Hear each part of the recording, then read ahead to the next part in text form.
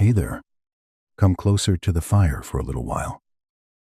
There is an old story from Mesopotamia that begins with a very strange kind of danger.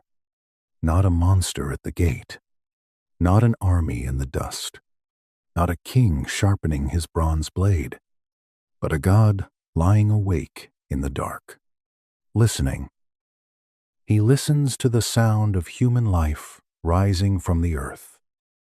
A baby crying in a clay house, a woman grinding grain before dawn, a merchant arguing over barley in the market, a child laughing too loudly in a courtyard, a song drifting from a harvest feast, a potter tapping wet clay into shape, a door closing, a footstep, a breath, and somewhere above it all, Enlil, the Anunnaki lord of wind and air, grows restless. That is the part I have always found strange. The old tablets do not begin by saying humanity had become purely evil, or that every heart had turned rotten, or that the world had become a pit of crime. The darker little twist is quieter than that. Humanity had become too noisy. Too many voices, too many cities, too much life moving under the sky.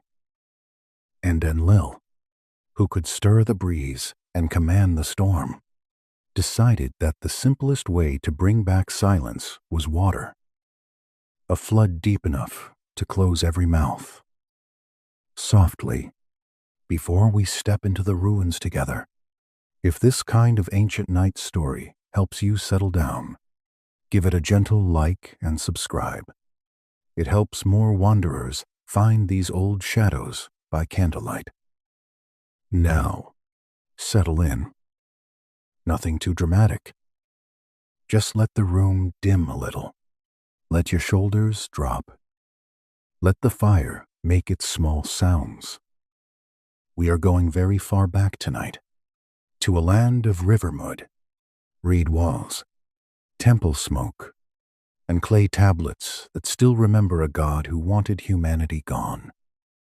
The story comes to us through broken tablets, pressed by hands that turned soft clay into memory. They were not trying to entertain us in the modern sense. They were saving a world, line by line, mark by mark, little wedge-shaped signs pushed into clay, then dried, buried, shattered, forgotten, found again. It is almost funny, in the gentlest possible way, that something as soft as mud could outlive kings. Stone palaces cracked. Empires went quiet. Names fell out of mouths. But clay kept whispering. The tale is known through the Atrahasis epic, an ancient Mesopotamian flood story. Atrahasis means exceedingly wise, and he will matter later, but not yet. For now, we stay with Enlil. We stay with the god who listened from his high place until listening became anger. Some copies of this story were made in the old Babylonian period, long before many later flood traditions took the shapes most people know today. The story itself may reach even deeper, into older Sumerian and Akkadian memory. We cannot hold the original night in our hands. Of course, we cannot stand beside the first person who told it. We only have fragments, copies, damaged lines, scholar debates, and the patient silence of museums. But even in fragments, the mood of the tale remains clear. The gods made humans useful. Humans multiplied. The world grew loud. Enlil could not sleep. Then came plague. Then came drought. Then came the flood. That is the spine of it. And if you listen carefully, There is something almost painfully human inside this divine story. You know that feeling when a small noise keeps you awake at night. A tap in the wall. A branch against a window. Someone moving in the next room. It is tiny at first. You tell yourself it is nothing. Then the sound becomes larger because your mind keeps touching it. The room grows still, yet the sound grows louder. Now imagine that feeling inside the mind of a storm god. Imagine irritation not in a tired man, but in a being whose breath is wind over plains, whose command can bend the weather, whose anger does not stay inside one body. A human rolls over and sighs. Enlil sends a catastrophe. Honestly, the ancient world did not always imagine gods as comforting. Sometimes it imagined them as necessary forces. Rain is necessary, but it can drown fields. Wind is necessary, but it can tear roofs from houses. Rivers are necessary, but they can rise in the night and take back the land that people carefully borrowed from them. Enlil belongs to that kind of sacred fear. He is not simply cruel in a childish way, though sometimes he can feel terribly petty to modern ears. He is larger than manners. He is air with authority. He is the weather given a throne. To understand him, we need to picture the land that shaped him. Mesopotamia, the land between the rivers, was never fully quiet. The Tigris and the Euphrates moved through it like long living bodies, breathing silt and floodwater into the plains. In the wet season, the rivers could swell with a force that made human plans look very small. In the dry months, the sun could press down on fields until the soil cracked and the canals became the only thin lines between hunger and survival. People learned to live by measuring water, guiding it, pleading with it, fearing it. The cities rose from clay. Walls, houses, ovens, tablets, seals, jaws, all of them touched by earth. Even the grand temples began with mud brick. Imagine that. A city of brown and gold, sun-baked and wind-worn, with smoke lifting from roofs at evening, and narrow streets where sandals made soft sounds in dust. A world where writing itself was made by pressing a reed into clay, as if thought needed the body of the earth before it could survive. In that world, air mattered. Wind mattered. A breeze could cool the skin. A storm could flatten grain. Dust could blind the eyes. Breath was life, and when breath stopped, the body returned to stillness. So a god of wind was never only a god of weather. He was near every mouth, every lung, every doorway, every storm cloud gathering beyond the fields. His name was Enlil, Lord Wind. The translation is simple. Maybe too simple. It sounds almost gentle, like someone who might send a pleasant breeze through linen curtains. But Enlil was not just the evening air that moves softly over water. He was the force that could bring the storm front. He was the invisible pressure before rain. He was the sudden gust that made animals lift their heads. He was the breath that filled a newborn, and the breath that could be taken away. That double nature matters. The same God who made life possible could also decide that life had become unbearable. Now let us walk, slowly, toward Nippur. not the living city as it once was, with priests and offerings and kings approaching in formal robes. Let us begin with the ruins, because ruins are gentle teachers. They do not shout. They simply remain. Picture the Iraqi desert south of Baghdad. Heat resting low on the broken ground. The wind moving over mounds that once were walls. A baliski. A few hard shadows. Dust in the creases of old bricks. If you were standing here with me, we might both fall quiet without meaning to. There are places where speech feels too new. Nippur is one of those places. The city no longer commands kings, but the ground still seems to remember being important. Thousands of years ago, this was the spiritual heart of Sumer. Not always the strongest political city, not always the place where armies gathered. But sacred power is not the same as military power. Nippur held something more subtle and more dangerous. Legitimacy. Kings could rule from elsewhere, from Kish, from Ur, from Babylon in later times. But they looked toward Nippur because Enlil was there.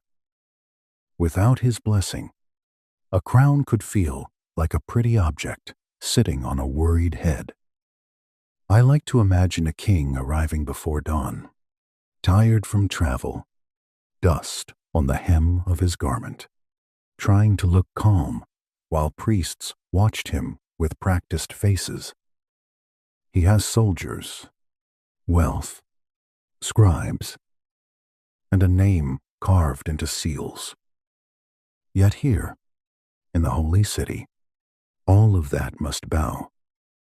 The king may command men, but Enlil commands the order that allows kingship to mean anything at all. At the center stood the Ikur, often translated as the mountain house. It was Enlil's great temple, and in the old imagination, it was not only a building, it was a place where heaven and earth touched. A bunt, a mooring rope, a sacred fastening.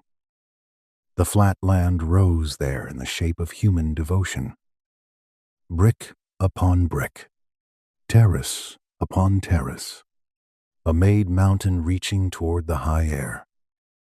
Try to see it in candlelight for a moment, not as an archaeological plan, but as a place breathing at night. The outer walls hold the last warmth of the day. A priest moves through a courtyard with a small lamp cupped in his hand. The flame leans when the wind enters.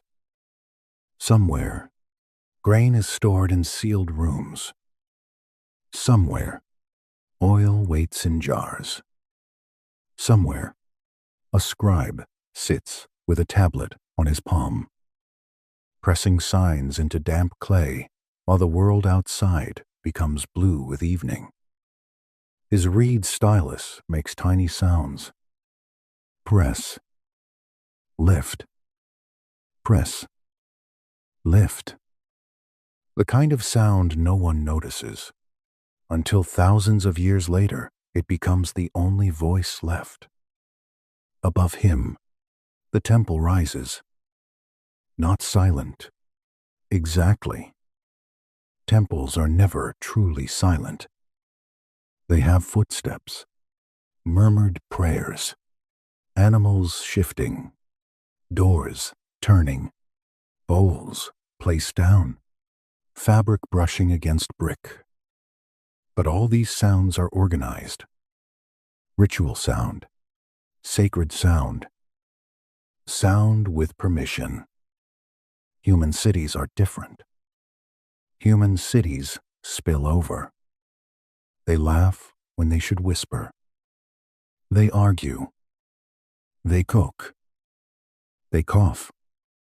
They celebrate too long. They produce children who do not care whether a god is sleeping. Anyone who has ever lived beneath noisy upstairs neighbors may feel a tiny, harmless sympathy for Enlil here, until we remember his solution was not a broom handle tapped on the ceiling. His solution was the end of almost everyone. That is the terrible scale of myth. A small irritation becomes a cosmic event. The old hymns praised Enlil in language of awe. Some traditions made him so holy that even other gods could not look at him directly.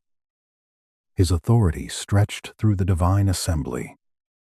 His word carried weight. In the Mesopotamian imagination, the universe was not run by one simple will, but by councils, decrees, offices, arguments, and powers that overlapped like shadows from many lamps. The Anunnaki, the great gods, gathered and decided fates. Enlil stood at the height of that structure, Stern und Immense. The word Anunnaki has collected many strange modern echoes, some of them entertaining, some of them rather loud themselves. Ancient astronaut stories, secret origins, hidden engineering, people on the internet speaking with great confidence while sitting in chairs that squeak. But in the old Mesopotamian setting, the Anunnaki were not a modern conspiracy. They were the high divine family, the great gods who shaped the order of heaven and earth. Scholars debate details of the word, as scholars often do, gently and then with footnotes sharpened like little knives. But in the myths, their role is clear enough. They decide. They decree. They carry the weight of fate. And Enlil is not merely one voice among them. He is the force in the room. Later, myths speak of the tablets of destiny, objects of terrifying authority. They are imagined as real, physical tablets inscribed with the fates of gods and humans. Whoever holds them holds the pattern of things. There is a story in which the monstrous bird Anzu steals these tablets from Enlil, and the cosmos trembles out of order until they are restored. That story tells us something important about Enlil. His power is not only strength, it is administration, it is decree, it is the right to say what reality must obey. A storm god with paperwork, if you want the slightly ridiculous version, but perhaps that is what makes him more frightening. Chaos is frightening, yes, but ordered power, calm power, lawful power that decides suffering with a steady hand, that has its own cold terror. By the time our flood story begins to take shape, Enlil is already this kind of god. Vast, restless, essential, dangerous. And beneath him, humanity is still young in the mythic memory. We were not yet the center of the story. That may be the most humbling thing about the Atrahasis epic. Humans do not appear because the gods are lonely. They do not appear because the heavens overflow with love. They are not formed as perfect companions, shining in innocence. They appear because there is work to be done, and the lesser gods are tired of doing it. Before humans, the divine world had labor problems. The great gods had arranged the cosmos. The sky was above. The earth was below. The fresh waters had their deep places. Temples had their powers. Names had their meanings. But canals do not dig themselves, at least not in a useful way. Riverbeds must be cleared. Irrigation must be managed. Fields must be made fertile. In Mesopotamia, civilization depended on water guided by effort, and the myth carries that truth upward into heaven. The Igigi, the lesser gods, were given the hard work. They dug. They dredged. They labored in the heat. The text says they worked for 3,600 years. Whether we should read that as literal mythic time, sacred exaggeration, or symbolic number is debated, and we can let it remain a little misty. What matters is the feeling. A long time. Too long. Time enough for hands to ache, even divine hands. Time enough for resentment to gather like silt in a canal. Imagine them under a white sun. If gods can be imagined sweating. The mud pulls at their feet. The river smell is thick. Wet clay clings to tools. Their backs bend. Day after day, year after year, century after century. The lesser gods do the work that keeps the ordered world running, while the greater gods rest in their temples. Eventually, even heaven has had enough. The Igigi rebel. They burn their tools. That image is wonderful and frightening. Tools are usually promises of labor.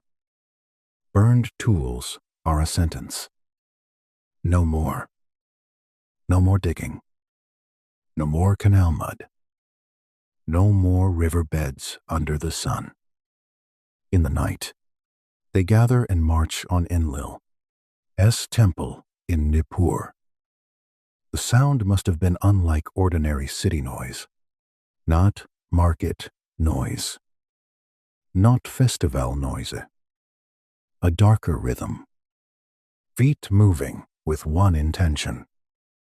Divine workers coming to the house of the Lord who commanded them. Inside, Enlil is afraid. The old text says it plainly. And I love that detail, because it makes the great God suddenly strange and close. Enlil, Lord of Vind, head of the assembly, keeper of terrifying authority, hears the unrest outside and bars himself in. A god can fear a crowd. A god can call for counsel. A god can need advice. So the great gods gather. And the Skyfather descends from the high heaven. Enki, Lord of wisdom and fresh water, comes from Eridu. Enki is different from Enlil, and you can feel it whenever he enters these stories. Enlil is command. Enki is cleverness. Enlil closes. Enki slips through. Enlil thinks in decrees. Enki thinks in loopholes. And later that difference will save one human household from the flood. For now, the question is simple. What should be done with rebellious gods? Punish them. Replace them. Kill the leaders. Restore order. Then Enki offers a more elegant solution, or at least a more efficient one.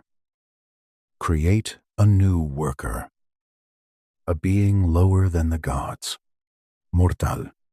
Useful. Able to bear the burden. A creature that can dig canals, tend fields, build temples, bring offerings, and keep the divine households supplied. A creature made from earth, but touched with divine essence, so it can understand enough to serve, yet die before it becomes too much. Here, in the soft dark The origin of humanity is not romantic. It is practical. We are clay hired by heaven. That sounds bleak, and it is. But there is also a strange tenderness in the material. Clay is humble, but clay remembers touch. Clay can become a cup, a wall, a tablet, a figurine, a brick, a city. It can hold water. It can hold writing. It can hold a human shape. The gods choose a deity named Geshtu, described as one who has sense or intelligence.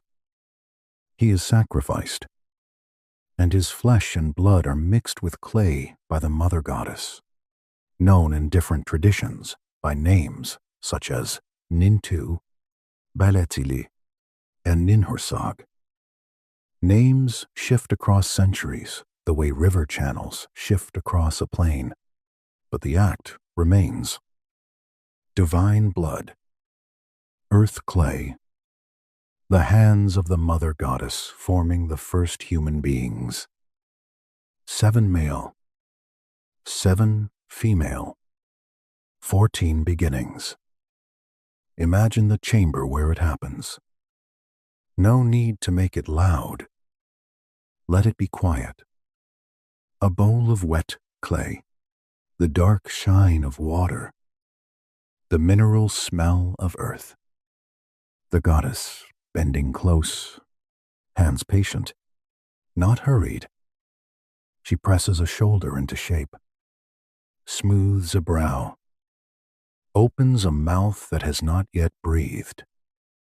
Around her, the gods wait with the uneasy silence of those who need a thing done and are not entirely sure what they have asked for. Then breath enters. The first human breath. Small, fragile, almost nothing compared with the wind of Enlil. Yet it is the same mystery in miniature.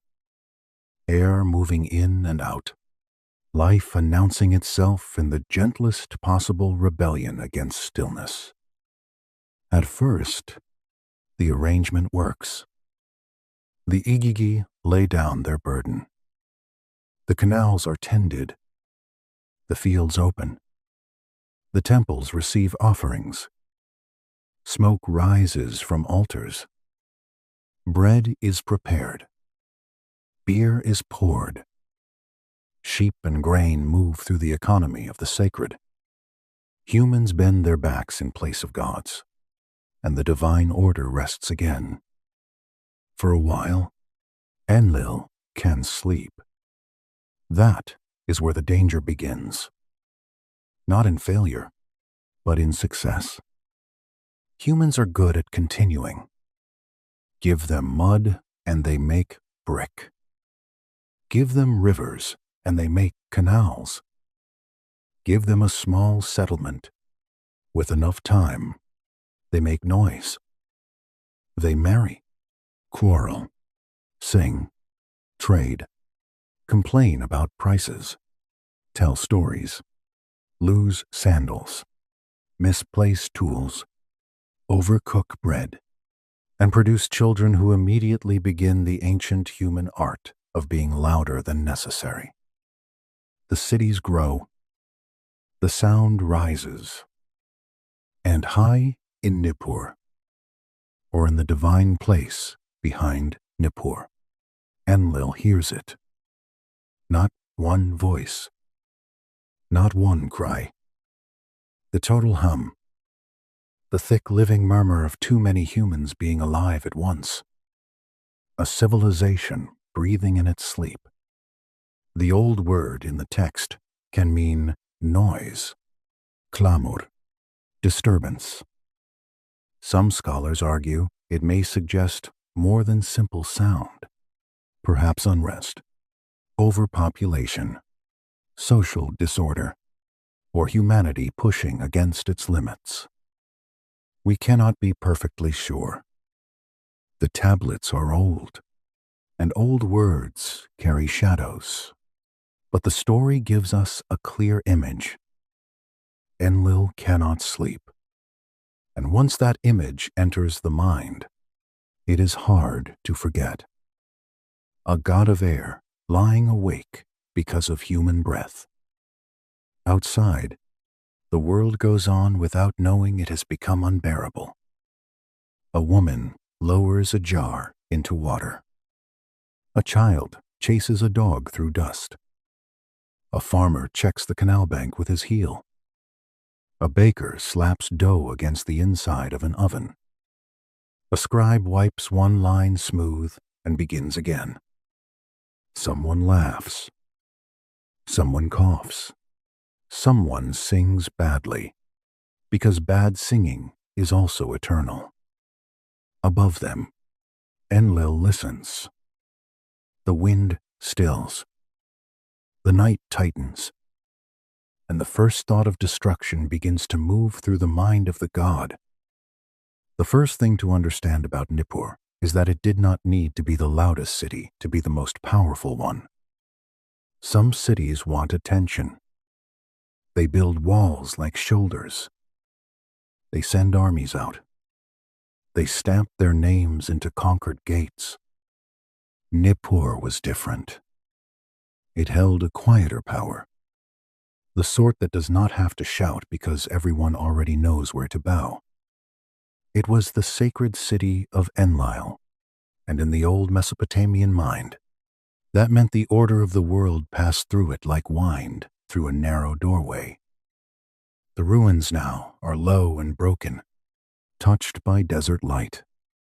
But if we soften the present for a moment, if we let the museum glass fade and let the old land breathe again, the city begins to rise. Mud brick walls return to shape. Courtyards clear themselves of sand. Doorways lift their lintels. Smoke curls from ovens. Donkeys shift under loads of grain. A priest steps carefully through a temple court, his robe brushing against his ankles. His lamp held low because dawn has not yet opened its eye. Somewhere in the half-dark, a jar of oil is unsealed. Somewhere, a bowl is set down with a quiet clay sound. Somewhere, a scribe presses a reed into a tablet and does not know that his small marks may outlive nearly everything he has ever seen. The Iker stands at the center. The mountain house. That name is not casual. In the flat riverland, a raised temple could feel like an artificial hill, a sacred height made by human hands for a god who belonged to the high air. Brick upon brick, level upon level, the temple lifted itself from the plain. It did not merely occupy space.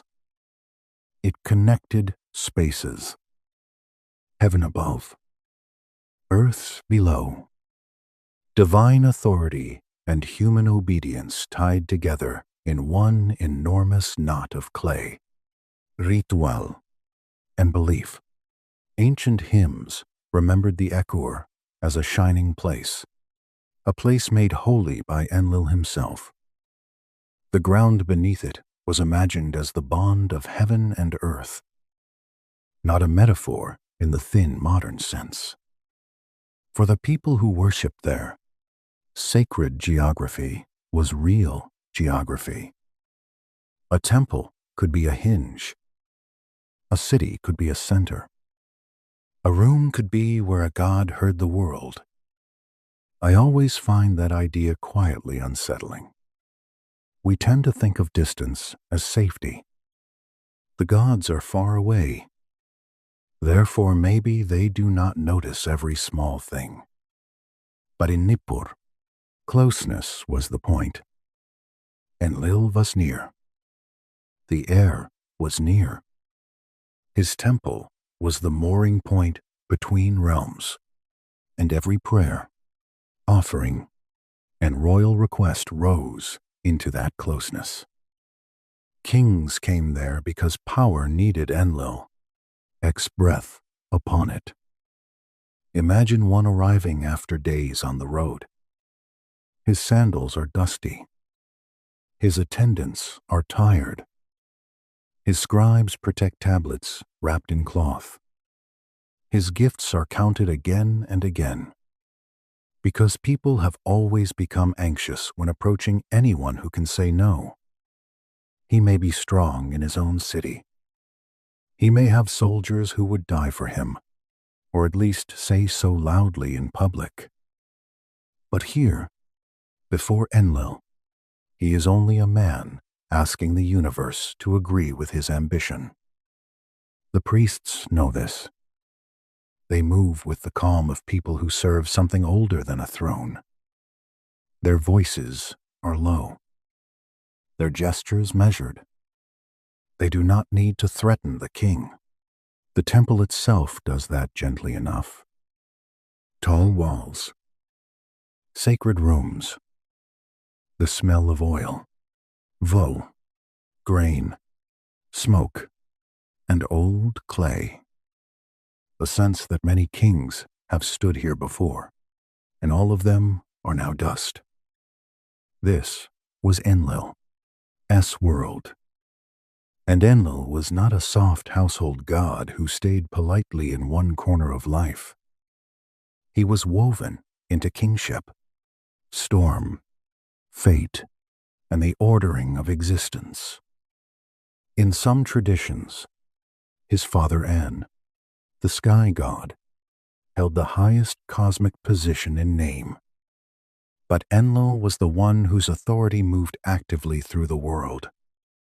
An may be the distant height. Enlil is the command that arrives. There is a difference. A distant sky can be admired. A command must be obeyed. The old texts place Enlil among the greatest of the gods. His symbolic number was 50, a sign of his rank.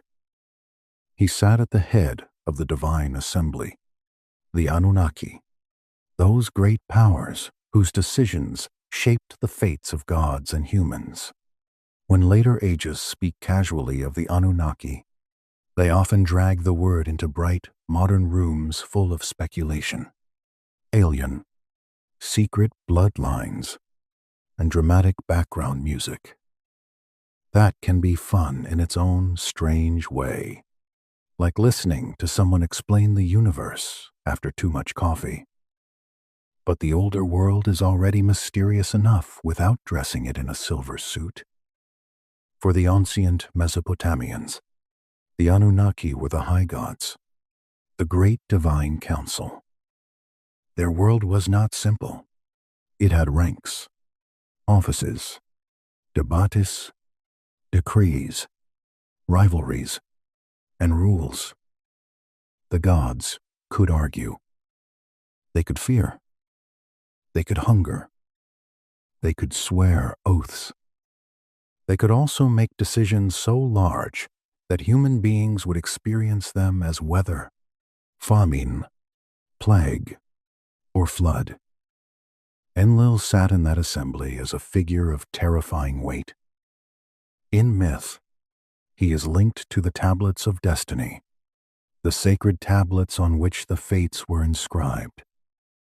Try to imagine them not as a metaphor, but as objects, clay or some divine material beyond clay, marked with signs that do not merely describe reality, but bind it. A name written there is not just recorded. It is fixed. A fate pressed there is not just predicted. It is decreed. That is a very Mesopotamian kind of power. Written power. Inscribed power. The universe as a tablet that can be marked by authority. There is a myth in which the great bird Anzu steals these tablets from Enlil. The theft throws the cosmos into disorder. The bird takes more than property. It takes the grammar of existence. Without the tablets, commands lose force. Boundaries tremble. The divine structure shakes. Enlil, son Ninurta, must defeat Anzu and return the tablets, restoring order.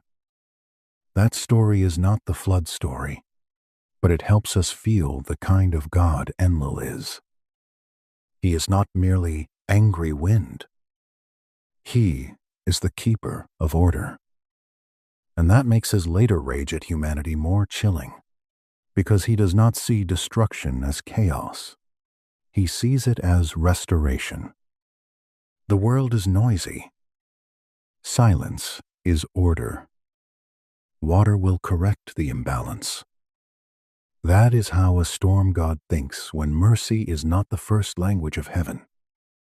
Now let us move from the high temple into the deep past of the myth, before human voices filled the land. In the beginning of the Atrahasis story, humans do not exist. The cosmos is already arranged, but the work of maintaining it is heavy. There are fields to prepare, kanalstudik, river channels to clear.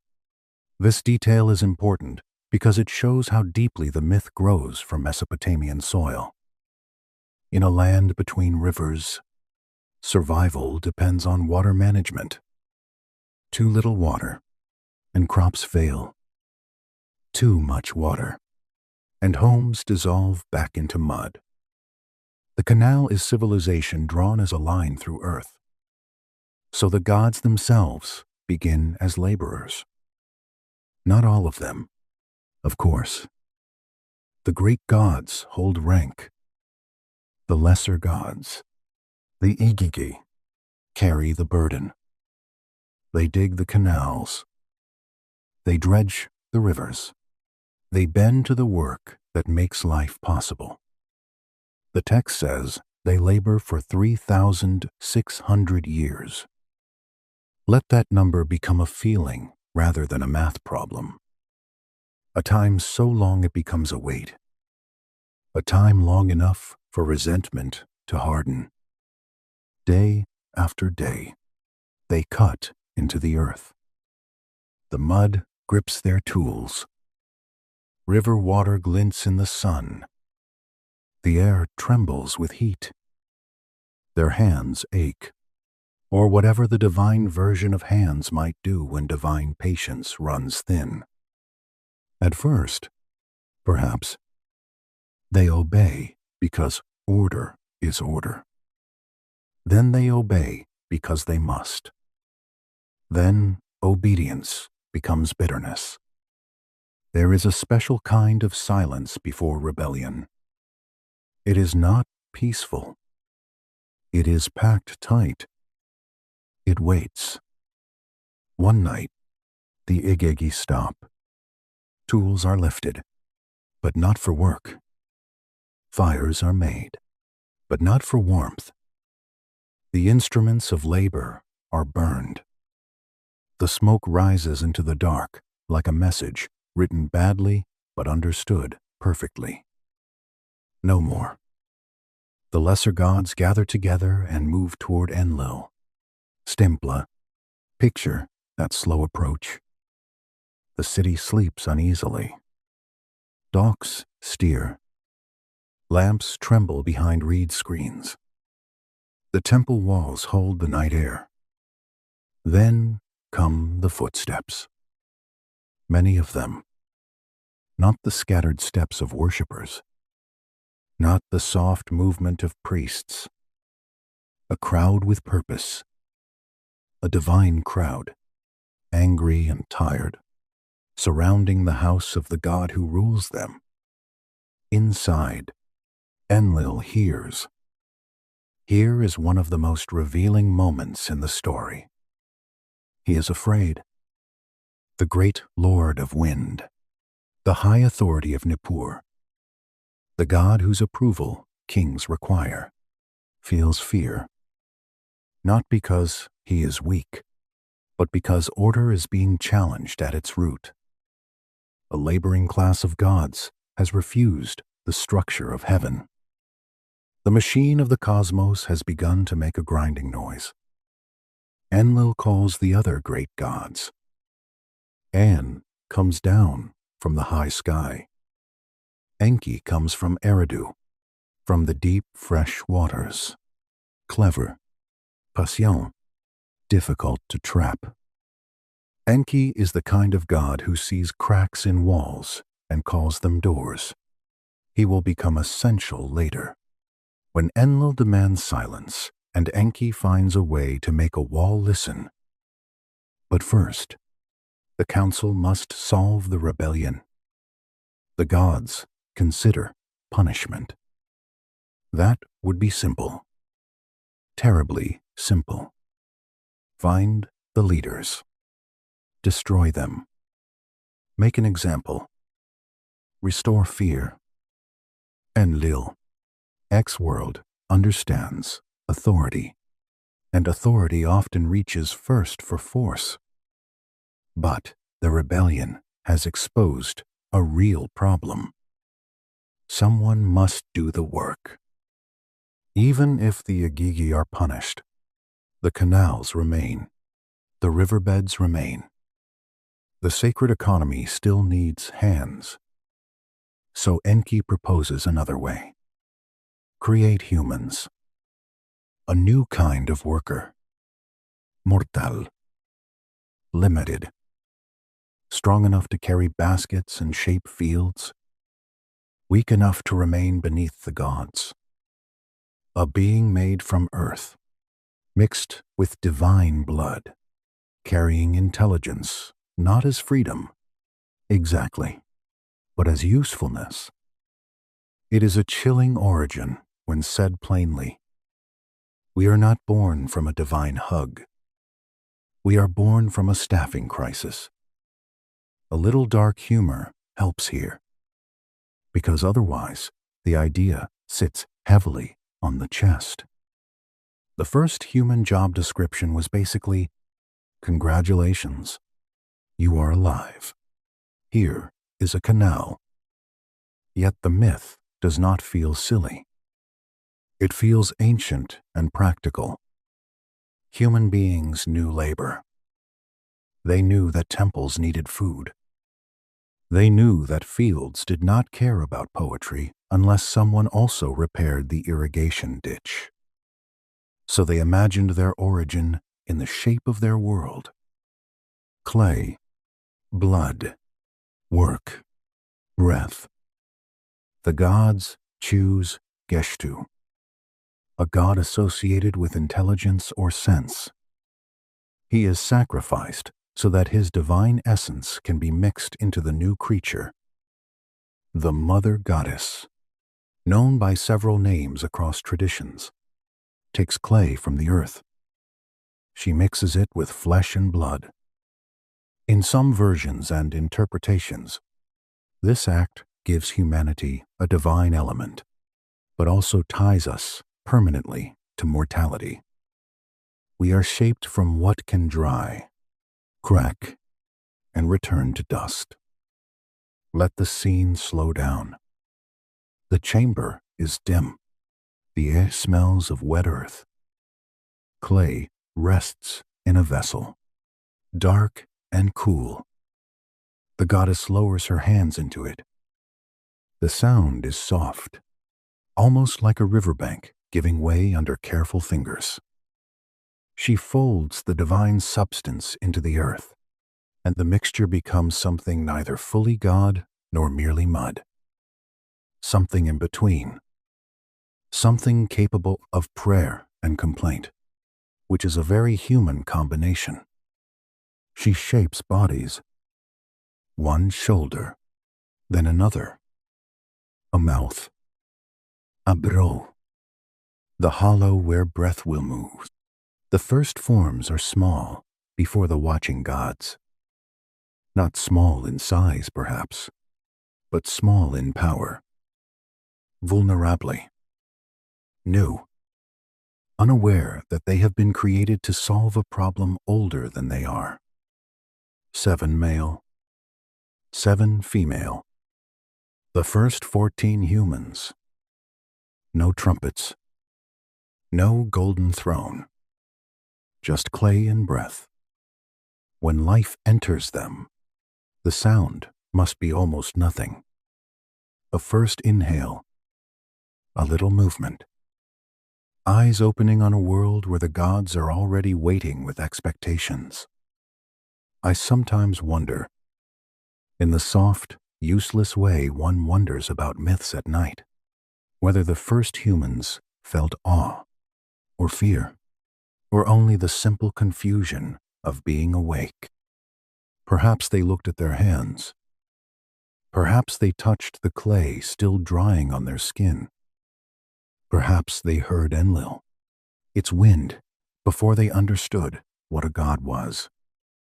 And soon, the work begins. Humans take up the burden from the Agigi. They dig canals. They maintain fields.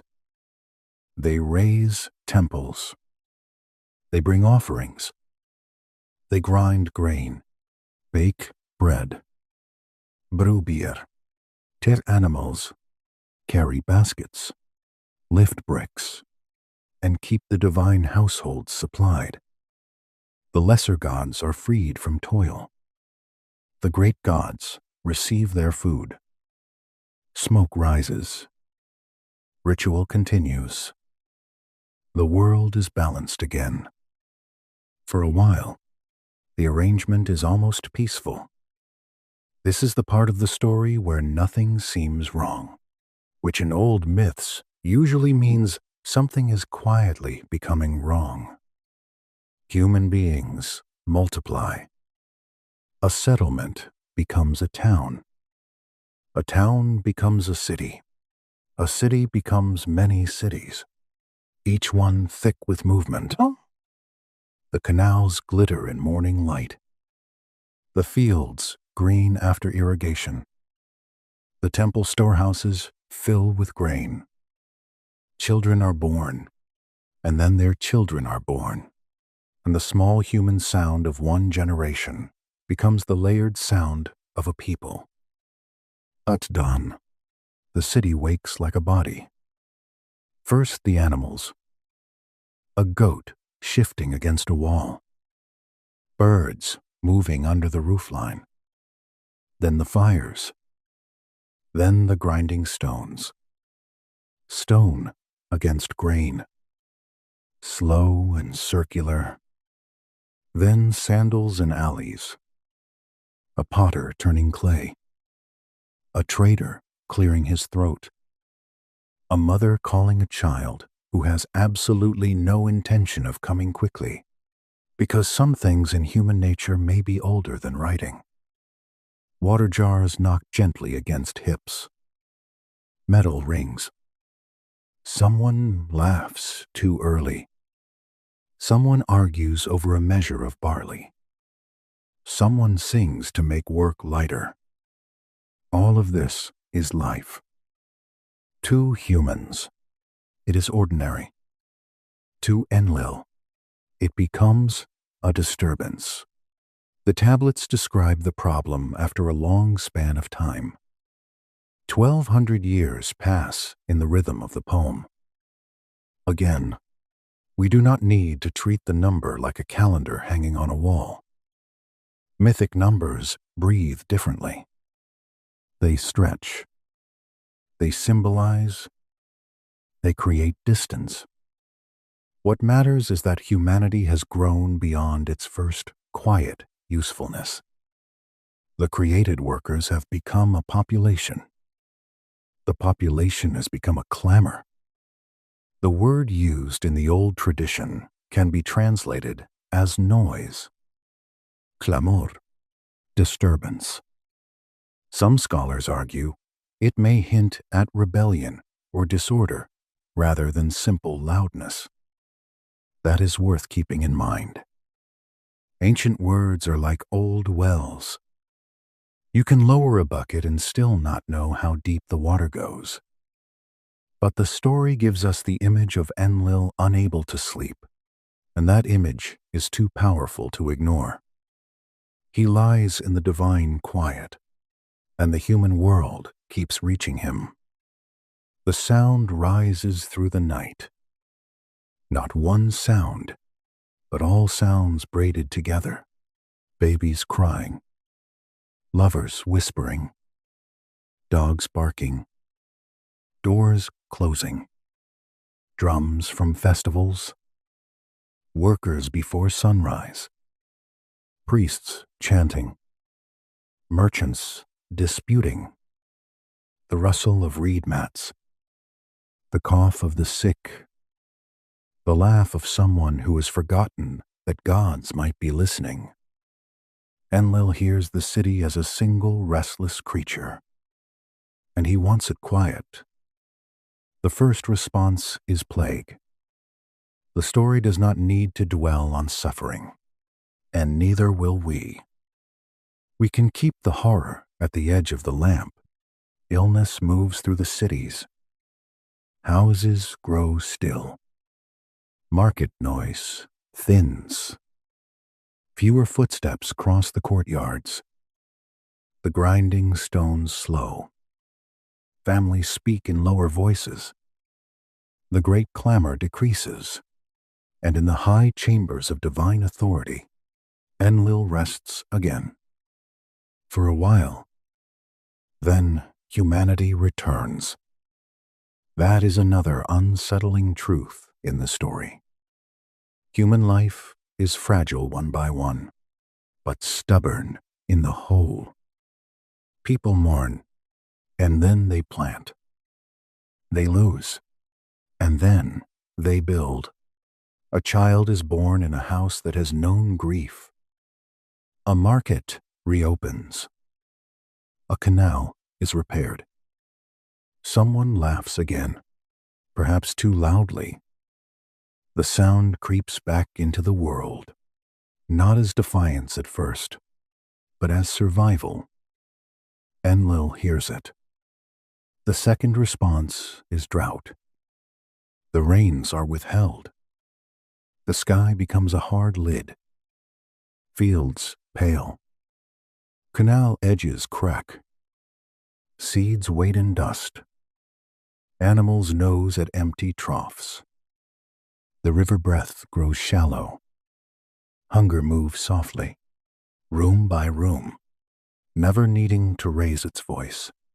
Again, the human population shrinks. Again, the sound lowers. Again, Enlil finds quiet. For a while, then humanity returns. This is where the story becomes almost like breathing. Noise, disaster, silence, recovery. Noise, disaster, silence, recovery. The numbers shrink, then grow. The cities dim, then brighten. The god sleeps, then wakes. The pattern itself becomes intolerable.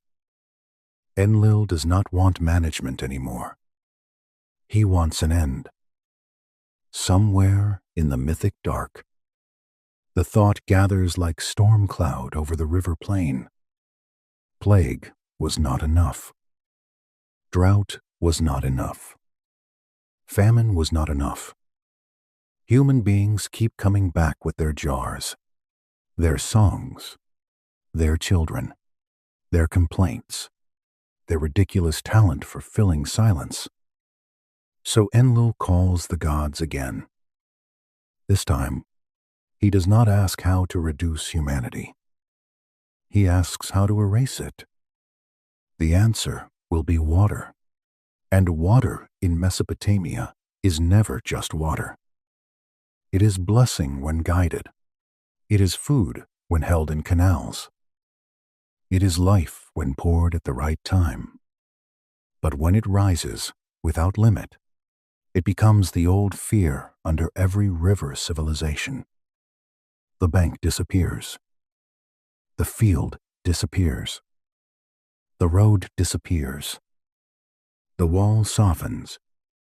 The house returns to mud. The world becomes one surface, moving. Enlil, Lord of Air, chooses flood. And before the waters come, he demands silence from heaven itself.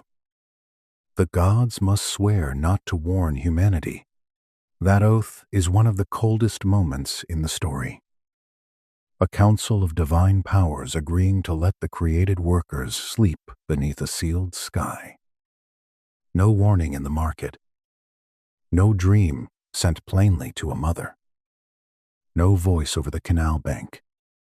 No sign written openly on a temple wall. Heaven closes its mouth. But Enki is listening too. Wise Enki, lord of fresh water, friend of clever escapes, the god who sees that a promise can be kept in words and broken in meaning. He has sworn not to speak directly to a human. So he does not speak directly to a human. He speaks to a wall. A reed wall, to be exact. The house belongs to Atrahasis, the exceedingly wise. Imagine it at night. The reeds woven together, dry and faintly sweet-smelling. The room dim. The air close. Outside, perhaps, the city is still ordinary. Someone far away speaks in sleep. A dog turns in dust. A lamp gutters. Enki approaches the wall and whispers, not to the man, to the reeds. And inside, Atrahasis hears. It is such a delicate loophole that one can almost feel Enki smiling, though softly, because the matter is grave. He tells the wall that destruction is coming. He speaks of the flood. He gives instructions for a boat. Atrahasis listens from the other side, hearing every word meant for him and not meant for him. A warning carried through technical innocence. The oath remains unbroken. The spirit of the oath is ruined. And somewhere, far above, Enlil has not yet heard the hammering begin. Atrahasis did not sleep much after the wall spoke. That is how I imagine it, at least. Not because the tablet tells us every turn of his body in the dark, or every thought moving behind his eyes, but because no one hears a god whisper through reeds and then simply rolls over for a pleasant little nap. There are nights that divide a life into before and after. One moment the house is only a house. Clay floor, woven wall, low roof. The smell of old smoke, the small breath of family nearby. Then a voice comes through the reeds, and the house becomes the edge of the world. The warning had come in a way that was almost gentle. Enki had not shouted from heaven. He had not split the sky open with blue fire. He had not stood in the doorway with a face too bright to look at. He had spoken to the wall, as if the reeds themselves needed advice. But Atrahasis was wise enough to understand that some messages arrive sideways because straight roads are being watched. Build a boat. Leave the house. Take life into it. The words must have stayed in the room after Enki departed. Some words do that. They cling to the walls. They settle into the sleeping mats. They change the taste of water in the cup. Atrahasis could look at the same clay jars, the same baskets, the same doorway, and yet nothing was ordinary anymore. Outside, the city still breathed. Someone coughed. Someone laughed in the distance. The old human noise continued, unaware that Enlil had already chosen silence. And this is the terrible tenderness of the moment. The world is ending, but breakfast may still be made. A woman may still grind grain. A child may still ask for water. A neighbor may still complain about a goat. The sky may still look clear. The sun may still rise with that calm golden confidence that makes disaster seem almost rude for interrupting. Most endings do not announce themselves with proper manners. They come while people are busy with small things. Atrahasis begins. The boat is not built in a dramatic instant. It grows through labor, through repeated motions, through the ordinary exhaustion of hands. Wood must be gathered. Rope must be twisted. Joints must be sealed. Bitumen must be heated until it softens and darkens and gives off its heavy smell. The instructions from Enki become action. A beam is lifted. A plank is fitted. A seam is pressed closed. Clay dust clings to ankles. Sweat cools in the evening wind. A tool is misplaced and found again. Someone mutters. Someone asks whether this is truly necessary. Honestly, I like that kind of detail in a myth. Not because we know it happened exactly that way, but because any real act of survival has awkward little moments inside it.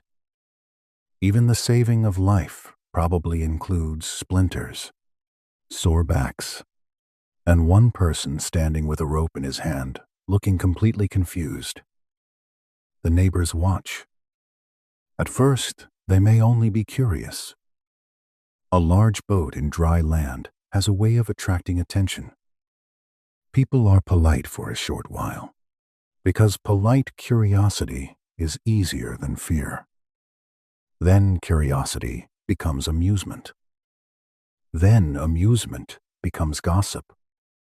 Atrahasis, the wise man, is building as if the rivers are about to climb into the streets. The sky is clear. The canals are where they should be. The market still opens. The temple smoke still rises. The city has survived many seasons, many worries, many priests making grave faces about things that later turned out fine. So the neighbors laugh. Not cruelly at first, perhaps. Just the kind of laughter people use when they want to push fear away from the doorway. A little joke about sailing across dust. A little joke about fishing in a courtyard. A little joke about a man who heard too much from his own wall. Human beings have always been talented at making jokes 5 minutes before the world changes. It is one of our charms, and one of our problems. Atrahasis keeps working. Each day the boat grows more real. It takes up space. It casts a shadow. It becomes harder to pretend it is only madness. The smell of bitumen thickens around it. The black sealant is warmed and spread, pressed into gaps with careful hands. It shines in the light like dark water before the water has arrived. The wood drinks the tar. The seams vanish. The vessel becomes a closed promise. Inside, provisions are gathered. Grain in containers. Water. Tools. Seeds, perhaps. Things that carry the future quietly. Animals are brought near, restless, confused by the smell of pitch and people. Craftsmen come too, according to the old story, because survival is not only breathing. Survival is skill. A world after catastrophe needs hands that know how to make. Minda, plant, shape, measure, and remember. There is something deeply moving in that. Atrahasis does not save only his own heartbeat. He saves the possibility of work continuing. The potter, the builder, the farmer, the one who knows rope, the one who knows wood, the one who knows how to look at mud and imagine a wall. Humanity is not preserved as an idea. It is preserved as practice. Meanwhile, far beyond the boat, Enlil waits for silence. Try to hold both images at once. Below, a man sealing a vessel, hands dark with bitumen. Above, a god whose patience has ended.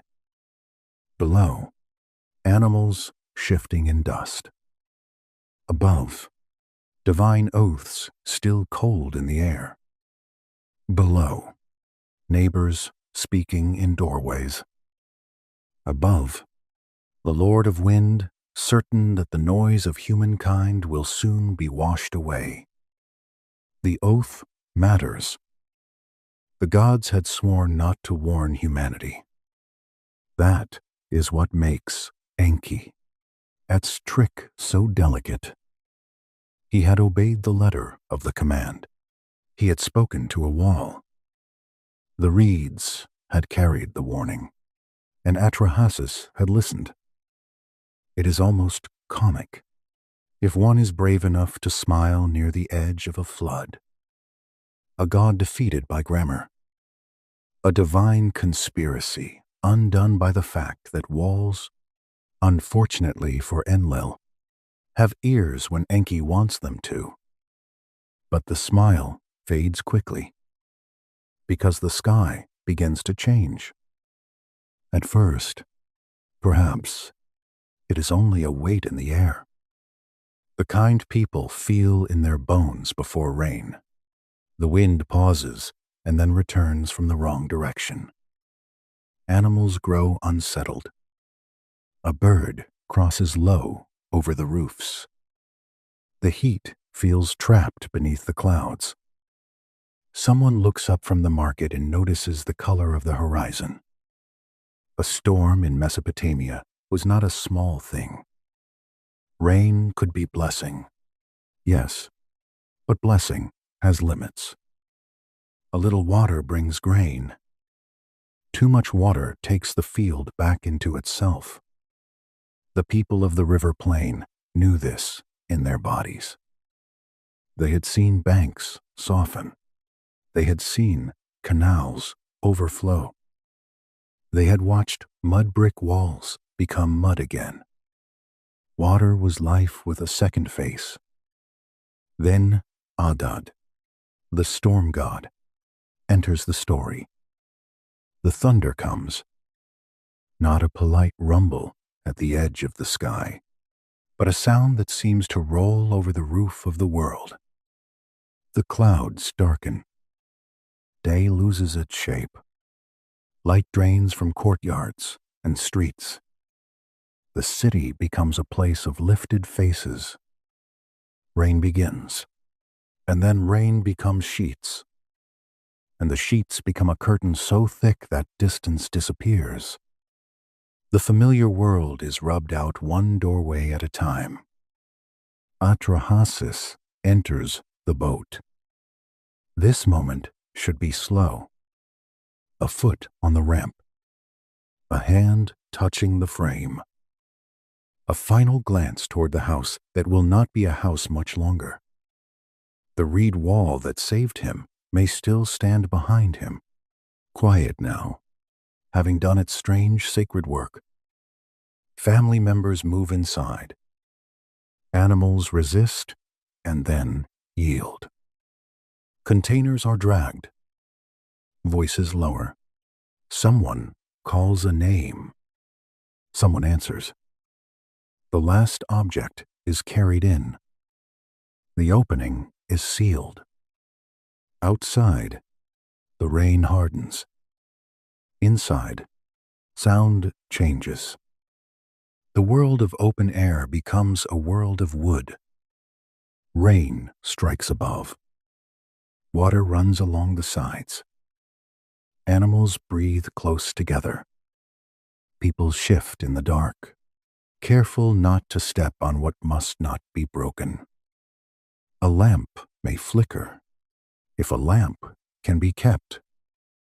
The smell is wood, pitch, wool, damp grain, fear, and warm animal breath. It is not comfortable. Survival often is not. It is cramped and strange and full of little noises no one enjoys. But it is life. Outside, Enlil, silence begins. The streets lose their edges. Water fills the low places first, because water is patient and knows how to find weakness. It gathers in footprints.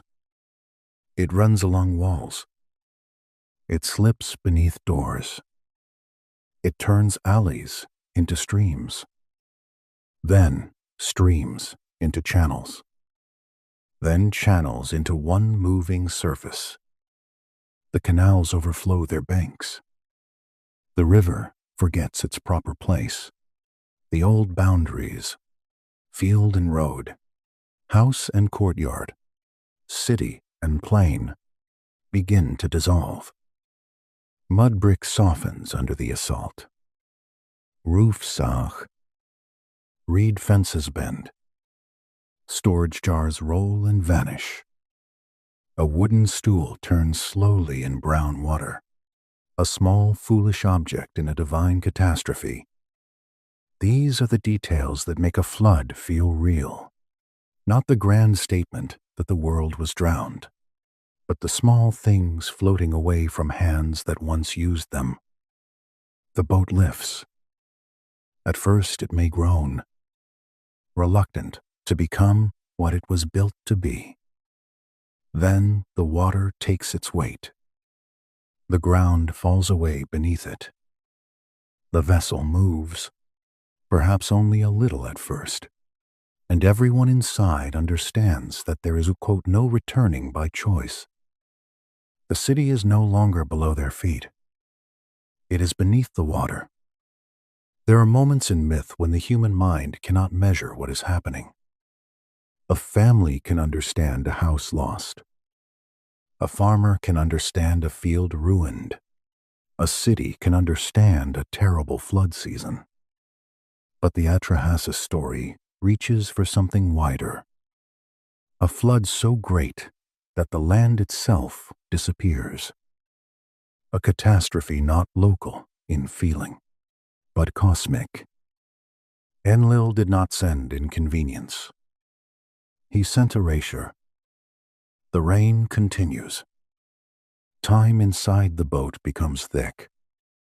Day and night are hard to distinguish. The thunder makes the animals flinch. Children grow quiet. Adults speak in low voices, because there is nothing useful to say loudly. A person may place a palm against the inner wall and feel the vibration of rain through wood. Another may count jars. Another may whisper a prayer, then forget the words halfway through. Fear makes memory slippery.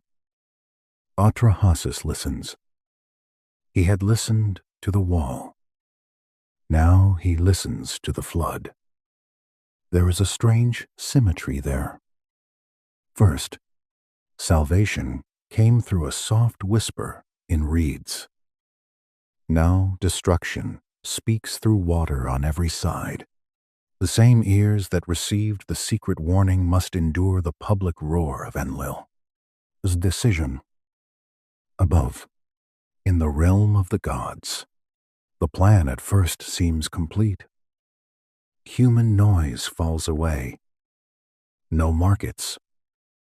No children in courtyards. No bargaining at dawn. No songs rising from harvest work. No clatter of jars. No laughter from roofs. No prayers offered in the old rhythm. The world becomes rain, water, storm, and the hollow triumph of silence. But silence has consequences. The gods begin to feel them. This is one of the most unforgettable parts of the old Mesopotamian imagination. The gods are powerful, but not self-sufficient in the later philosophical sense. They require offerings. They depend on ritual, smoke, food, drink, service. Humans were created to feed the sacred order, and now the sacred order has nearly destroyed its own servants. At first, perhaps, the gods only notice the absence.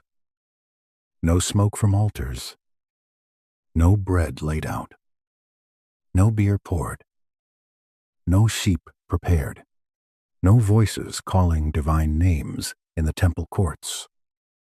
Then absence becomes hunger. It is a startling idea, almost embarrassing for heaven. The great gods, who agreed to drown humanity, I begin to suffer because humanity is gone. Their victory tastes empty. Their silence has no fragrance. The divine houses are not tended. The cosmic economy falters. Enlil wanted rest, but he has endangered the very arrangement that made rest possible. The rain still falls. The boat still drifts. The world outside remains unrecognizable.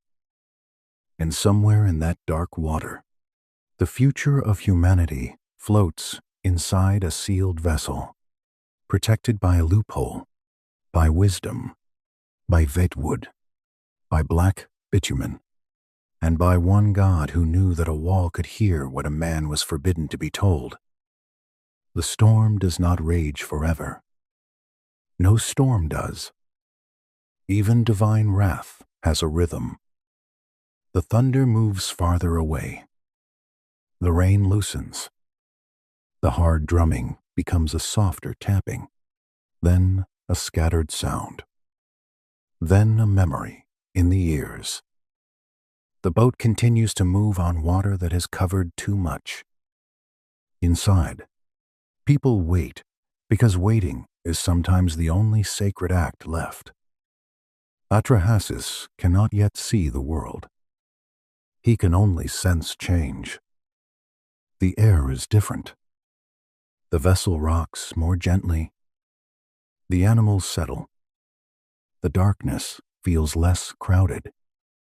Someone breathes out, slowly, as if afraid to disturb the new quiet.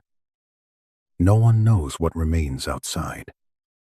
No one knows whether the land will return. No one knows whether Enlil will discover that silence is not the same as peace. And above the waters, the gods begin to lean toward the smell they have not yet received, the smell they will soon crave, the smell of smoke rising from the first offering after the flood.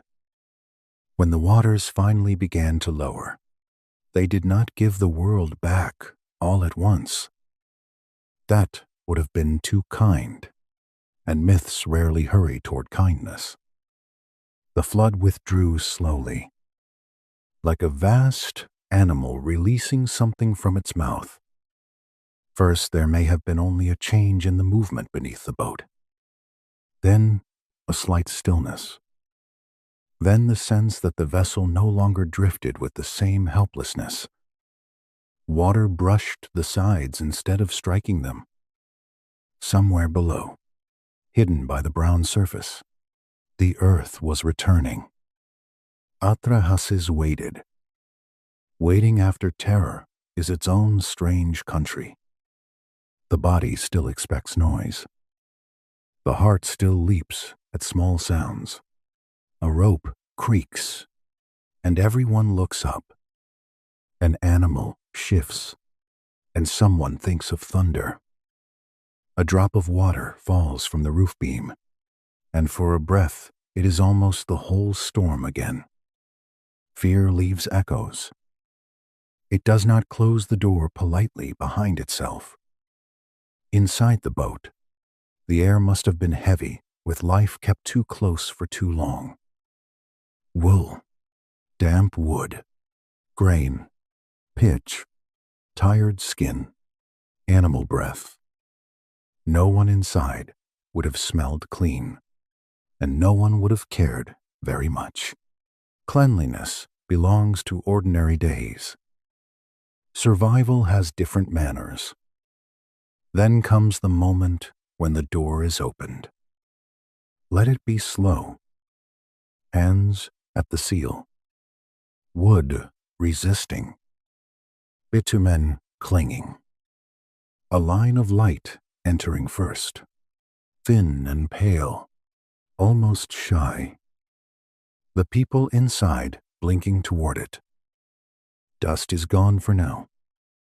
Everything smells washed, rau, exposed. The air, after a great rain, has a particular emptiness. But this is more than rain. This is the scent of a world that has been stripped to its bones. Atrahasis steps out. There is no need for trumpets. He is not a conquering hero. He is a survivor. His feet touch wet ground, or perhaps a slick surface where mud and silt have settled. The land is quiet in a way no city should be. No market voices. No grinding stones. No one calling from a roof. No children racing through dust. Even the insects seem to be deciding whether the world is safe to re-enter. The silence Enlil wanted has arrived, but it does not feel restful. That is the first great irony.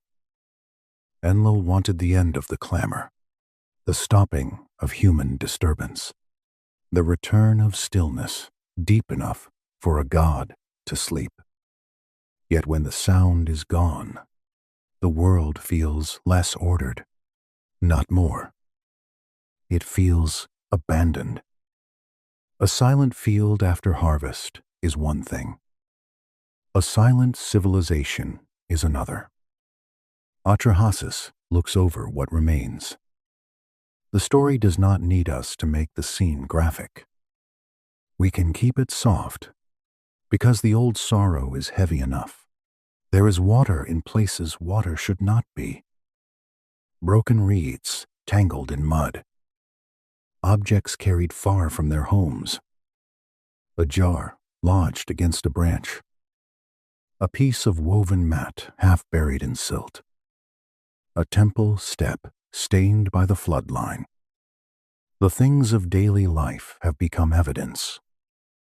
One can imagine Atrahasis bending to pick up something small. Perhaps a cup. Perhaps a child. Toy, though the tablets do not say that. Maybe he only sees a fragment of pottery and turns it in his hand. The clay remembers touch. So much in Mesopotamia was clay. Houses, tablets, bowls, bricks, little figures, seals, ovens. The world had been built from earth mixed with water, and then water had come back to claim it. It is a hard thing to survive what others do not. There may be gratitude. There may be shock. There may be a quiet guilt that has no proper place to go. Atrahasis had obeyed the warning. He had built. He had entered. He had lived. The boat saved him, but it also carried him into a loneliness no human being would choose. So he does what humans in that world were made to do. He prepares an offering. This is not a small ritual detail. It is the hinge on which the aftermath turns. Humanity had been created to serve the gods, to feed them through sacrifice and offering, to keep divine households supplied with smoke, bread, beer, and the ordered gifts of civilization. The flood nearly ended all of that. The first sacrifice after the waters lower is not only thanks, it is the return of the relationship between humans and gods. Atrahasis builds the offering place. Again, slowly. Wet ground underfoot. Hands gathering what can burn. Perhaps wood from the boat. Perhaps saved materials. A stone set here. Another there. A careful arrangement in a world where almost everything has been disarranged. He moves with the patience of someone performing the first ordinary act after an impossible event. The flame catches. At first only a little. Smoke lifts, gray and thin, unsure of itself in the washed air. Then the scent rise. Burning offering. Warm fat. Smoke carrying food upward. The gods smell it. And here the story gives us one of its strangest, most memorable images. The gods gather around the offering like flies. It is not flattering. It is not grand. It is almost embarrassing. Divine beings, hungry from the absence of human service, drawn down by the smell of sacrifice. The old myth does not polish them into perfect marble. It lets them be needy, powerful, yes, eternal in ways humans are not, but dependent. I have always found that detail more unsettling than the flood itself in some ways. A universe where gods can destroy you is frightening. A universe where gods destroy you and then realize they needed you is stranger. It means the relationship was never simple. Humans needed the gods for rain, fertility, protection, order, and meaning. But the gods needed humans for offerings, temples, names, and care. The bond was unequal, deeply unequal, but it was still a bond. Enlil had nearly cut it with his own hand. The gods come close. The smoke rises through them. Hunger softens their dignity. Perhaps some are relieved. Perhaps some are ashamed. Perhaps some are simply glad to smell food again. Myths do not always give us modern, emotional explanations, and that is part of their power. They leave space around divine motives. They let the silence do some of the work. But Enlil sees the survivor. And Enlil is furious. Of course he is. From his point of view, the oath has been broken. The council agreed. The gods swore. Humanity was not to be warned. The flood was meant to finish the matter. No more clamor. No more recovery after plague. No more return after drought. This was supposed to be final. Yet here stands Atrahasis, breathing, offering, making smoke, being human in the open air. The very sound of breath must have insulted Enlil. Imagine that. After all the storm, after all the sealed gates of heaven and earth, after the divine oath, one man still breathes. One household still moves. One fire still feeds the gods. It is not loud, but it is enough. Human life has survived, and Enlil, Dot's silence has failed. He demands to know who did it. The old tablets are damaged in places, as if time itself wanted to keep some secrets. But the shape of the scene remains. Enlil confronts the gods. Someone must have warned the human. Someone must have slipped through the oath. Someone must have placed mercy, or cleverness, above obedience. Enki is the answer. Wise Enki. Fresh water Enki.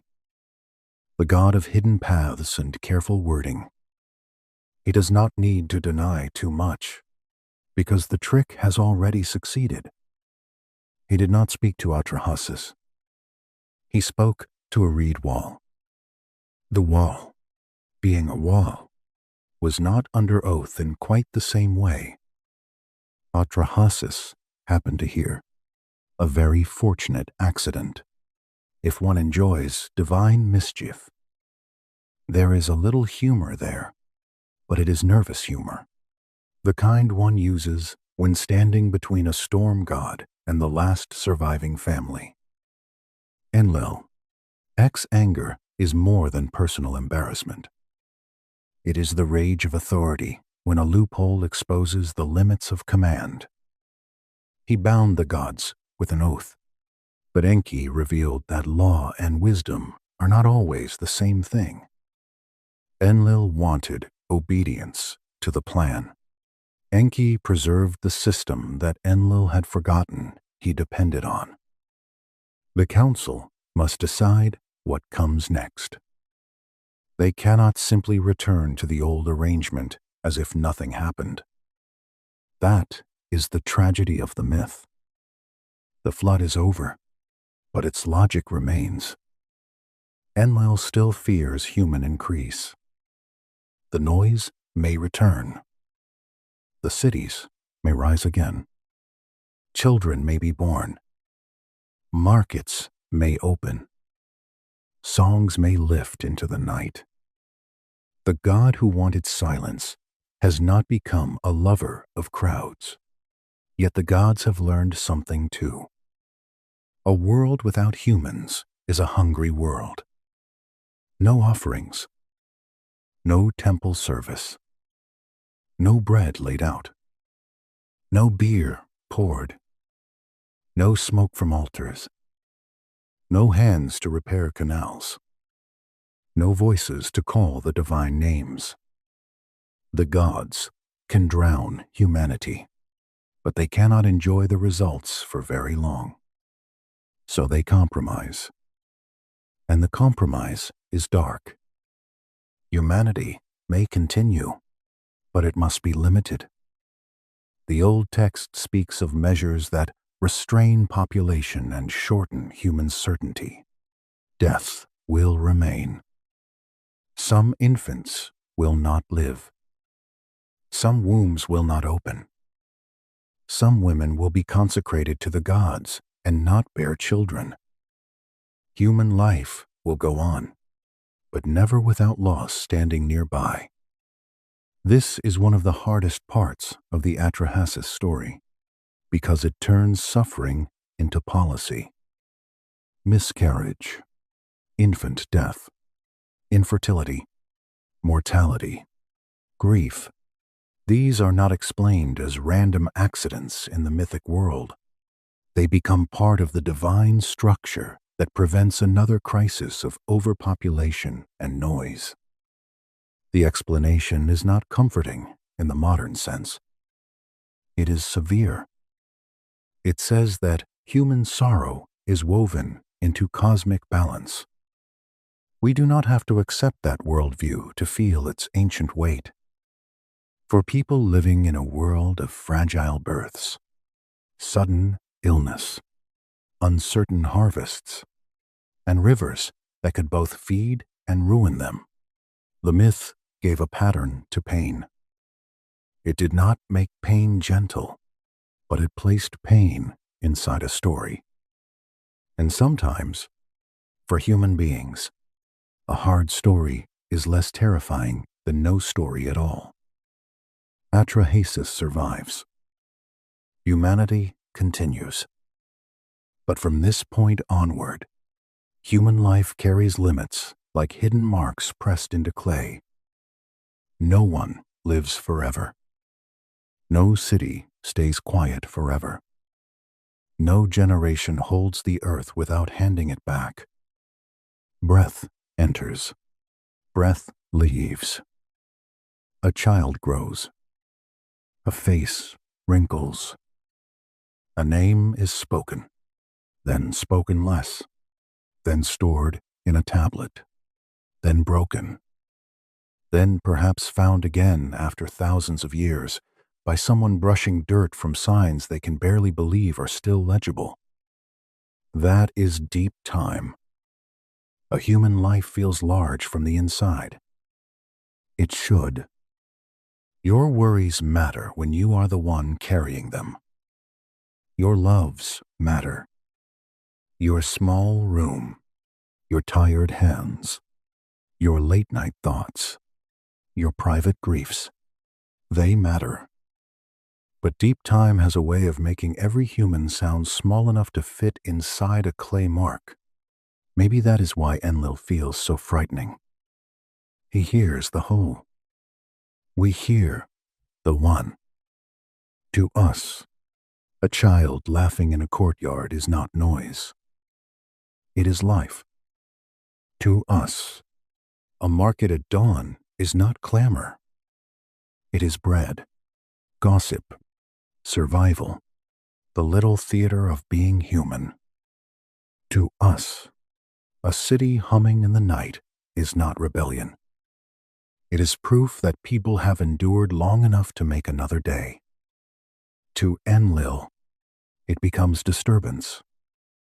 And this difference is the cold center of the story. The God who wanted to destroy humanity may not have hated each person in the way a person hates another person. That would almost be easier to understand. Hatred is intimate. Hatred looks at a face. Enlil, Su's danger is less intimate than hatred. He is the force that hears population, pressure, swelling numbers, disorder, too much breath under heaven. He responds as weather responds, not with sympathy, but with release. A storm does not negotiate with a roof. A flood does not pause to ask whether a cradle is loved. That is why the ancient story remains so haunting. It is not only about divine cruelty. It is about the fear that the universe may be powerful without being tender, necessary without being kind, sacred without being safe. And still, the myth does not leave humanity completely helpless. Enki exists. The wall listens. Atrahasis builds. The boat floats. Smoke rises again. The old world is nearly erased, but not entirely. Something continues. A breath. A craft. A ritual. A memory. A name. The gods gather around the offering, hungry and humbled, and the human story begins again under stricter terms. Now imagine the floodplain after some days have passed. The waters lie in low places, reflecting a pale sky. Mud grips the feet. The air smells of silt and wet reeds. A broken branch rocks gently in a pool. The boat rests where the water left it, dark seams still shining with bitumen. Animals step uncertainly onto the ground. People speak quietly because the silence is too large for normal voices. Atrahasis may turn toward the horizon. There is work ahead. Awful work. Necessary work. Fields to find. Seeds to guard. Tools to dry. Shelter to make. Names to remember. Prayers to offer carefully. because the gods have shown both hunger and danger. Every simple act now carries the memory of water. When a hand presses clay again, it will not feel exactly as it did before. When a wall of reeds is woven, perhaps someone will wonder what walls can hear. When a child cries in the night, perhaps a parent will hush the child a little faster, not because the child is wrong to live, but because somewhere in the old fear of the culture, Enlil is still listening. That is how myths linger. Not as facts alone, not as doctrines alone. They become habits of imagination. A storm cloud gathers, and someone thinks of divine anger.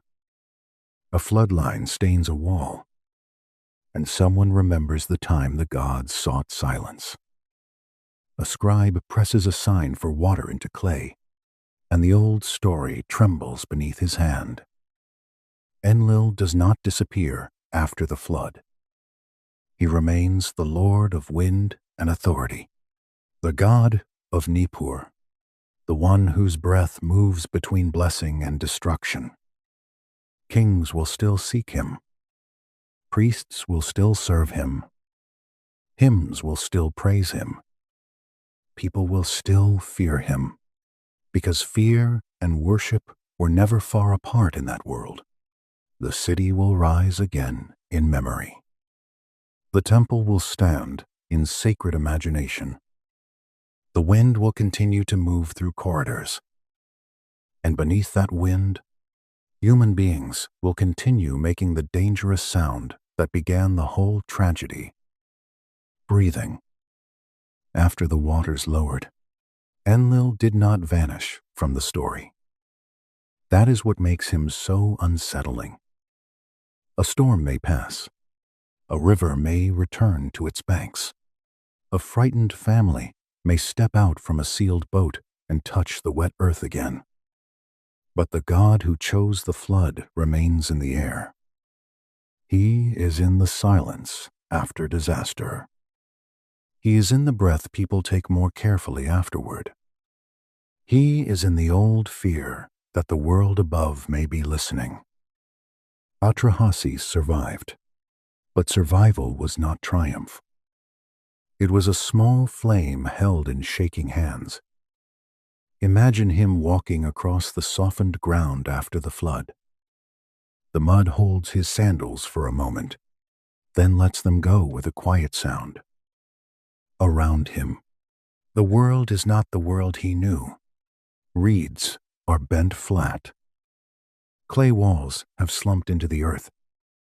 A jar lies half buried in silt. A broken piece of woven mat clings to a branch. These are not grand ruins yet.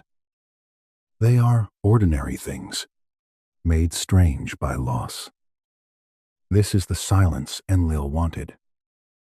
No market voices. No children running through dust. No songs at harvest. No bargaining over barley. No doors closing in the night. No crowded human murmur rising toward heaven. The silence is complete, but it is not peaceful. It feels like a room after an unforgivable sentence has been spoken. And yet, life begins moving again. Not loudly, not proudly, just enough.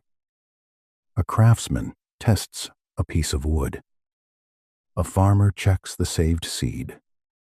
Someone dries rope in the thin sun. Someone gathers clay because clay is always where humans return. Clay for bricks. Clay for bowls. Clay for tablets. Clay for the small repairs that become civilization when repeated long enough. This is the quiet human answer to Enlil. He sent water to erase the noise. Humanity answered by kneeling in the mud and beginning again. There is something almost tender in that. Not cheerful. Exactly. tender in the way an ember is tender after a house fire. Small, red, breakable, but still holding warmth. The gods had already discovered their mistake. Without humans, there were no offerings. Without offerings, the gods grew hungry. The divine houses had no bread, no beer, no smoke from sacrifice, no hands to tend the fields and temples. Enlil had tried to remove the disturbance, but he nearly removed the service that sustained heaven itself. That is one of the strangest truths in this old myth. Humans are weak before the gods, but the gods are not complete without humans. The relationship is unequal, but it is still a relationship. So the divine assembly reaches a compromise. Humanity may continue, but never without limits. Death will remain. Some children will not live. Some wombs will stay closed. Some lives will be set apart in service to the gods. Human numbers will rise, but never endlessly. The noise will return, but it will be broken into generations. Birth, breath, age, death. A rhythm instead of an endless swelling roar. It is a dark answer to a dark problem.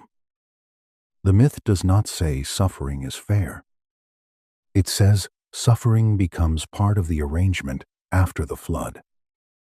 That is not comfort in the soft, modern sense. It is an ancient attempt to explain why life is so fragile, why joy is always shadowed by loss, why every house, even a happy one, lives under the old law of ending. Enlil does not apologize. That matters. He is not softened into a kindly god who regrets everything at once. He remains Enlil, Lord of Vind, ruler of sacred order, the Anunnaki power who found humanity unbearable. He had to be answered by Enki. He had to be balanced by the needs of the other gods. He had to accept that total silence would starve heaven. But he does not become harmless. The people who remembered this story would not have forgotten that. When the wind moved strangely over the plain, when storm clouds gathered, when rivers rose against their banks, Enlil was still near. Not as a monster hiding in darkness, but as a sacred force too large to trust completely. That may be the true darkness of him. He is necessary, but not safe. The same air that fills the lungs can become a storm. The same wind that cools the skin can tear through a field. The same divine order that gives kings their right to rule can decide that human life is too loud. So after the flood, humanity continues carefully. Smoke rises again. Bread is made again. Water jars are filled again. A child laughs, perhaps softly at first. A parent hears that laugh and loves it, and maybe also fears it, because somewhere in the old story, Enlil is still listening. The human world returns, one small sound at a time. The longer we stay with Enlil, the harder it becomes to call him only cruel. Cruelty is too small a word for him. It belongs to human rooms, human tempers, human hands. Enlil is larger and colder. He is wind with authority. He is the invisible force that can bless a king, bend a storm, or disturb the sleep of heaven. He is frightening because he does not feel like a villain standing outside the sacred order. He is part of the sacred order itself. In ancient Nippur, people did not treat him as a distant monster. They honored him. They feared him. They came to his temple with offerings. Kings sought his approval because power without Enlil could feel unfinished, like a crown placed on a head that the universe had not yet accepted. That is what makes this story so uncomfortable. The God who wanted humanity destroyed was also the God who helped hold the world together. If you were standing in Nippur at dusk, you might understand. The air would be warm from the day. Dust would cling to your lips. Smoke from offerings would drift upward in thin lines. Somewhere inside the Eker, the mountain house, priests would move slowly through sacred rooms, measuring grain, pouring beer, setting down bread, speaking words that had to be spoken in the right way. Ritual made sound behave. A city could not be silent. No living city can, but a temple could take the restless noise of human life and shape it into something acceptable. Ashon, a prayer, a bowl placed carefully before the god, a fire lit at the proper time, a name spoken with reverence instead of carelessness. Perhaps this was one answer to Enlil, as anger. Do not let human noise rise raw into heaven. Turn it into worship. The Eker was not simply a building. In the ancient imagination, it was a bond between heaven and earth. A sacred fastening, a place where the divine and mortal worlds touched. Every offering carried a message. Every ritual gesture said, "We remember our place. We remember that humans were made to serve. We remember that the gods must be fed. We remember that the Lord of Wind can hear us." That memory mattered after the flood.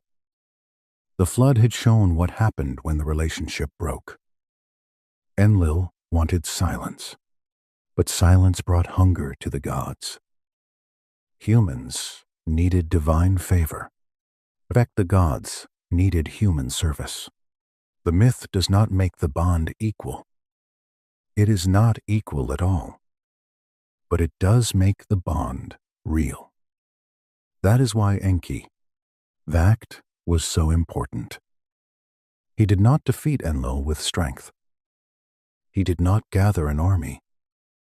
He did not shout louder than the Lord of Wind.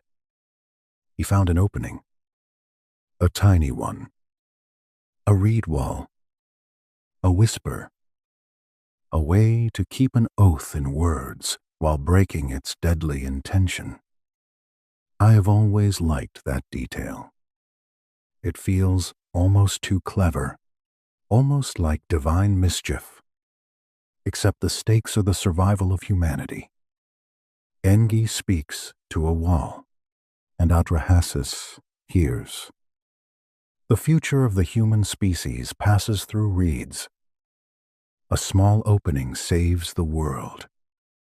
That is the softer thread inside this dark story. Enlil is fast. Enlil is terrifying. Enlil wants the noise gone. But the universe of the myth is not sealed completely. There are cracks. There are disagreements among the gods. There is wisdom moving quietly where power has grown too certain of itself. Still, the compromise after the flood is severe. Humanity lives, but under limits. The old human noise will return, but it will not rise without interruption. Death becomes the spacing between generations. One voice fades, another begins. A child becomes a parent. A parent becomes an ancestor. A name becomes a memory. A memory becomes a mark in clay. A mark in clay waits in darkness until someone reads it again. This rhythm may have made sense to people who lived close to rivers and fields. They knew balance was never guaranteed. Too little water, and crops failed. Too much water, and walls dissolved. Too little wind, and heat pressed on the body. Too much wind, and dust swallowed the road. The world was made of gifts that could turn dangerous when measure was lost. Enlil is the god of measure broken by disturbance. Humanity becomes too numerous, too restless, too loud. The flood is his attempt to restore order.